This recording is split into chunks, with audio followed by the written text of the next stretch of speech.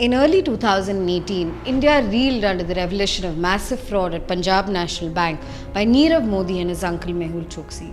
The news of those involved fleeing the country to avoid interrogation and possibly severe punishment was a major point of concern. It was this high-profile case, as well as the case of Vijay Mallya, that brought about an important piece of legislation, one that is equipped to handle existing economic offences and deter future offences of a similar nature.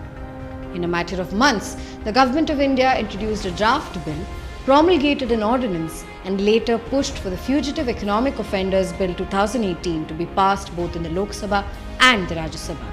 So let's get into it. What does the Act entail? It allows for a person to be declared as a fugitive economic offender or FEO by an order of a special court if an arrest warrant has been issued against them for any specified offence where the value involved is over rupees 100 crore and if they left the country and now refuse to return to face prosecution.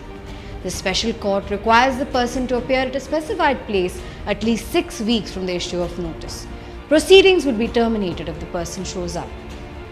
The Act also allows authorities to provisionally attach properties of an accused while the application is pending before the special court.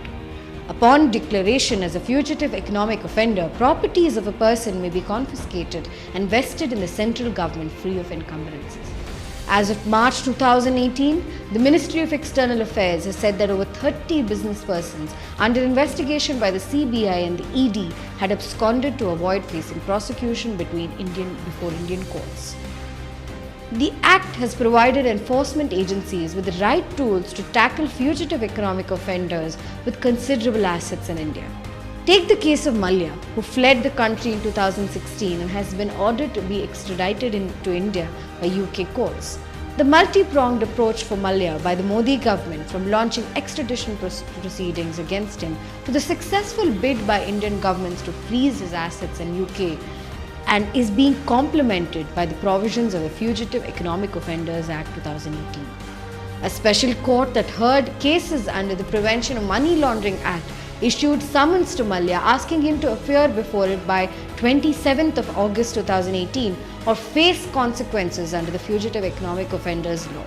Considering that he failed to appear before the court, his domestic assets were confiscated and Mallya became the first person to be declared a fugitive economic offender under the new law.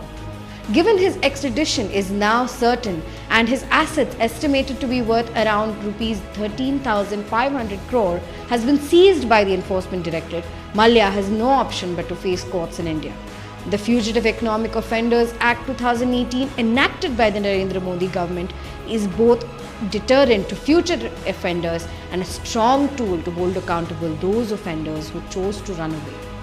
We finally have a tough legislation to ensure that those who run away after dwindling banks pay back their dues.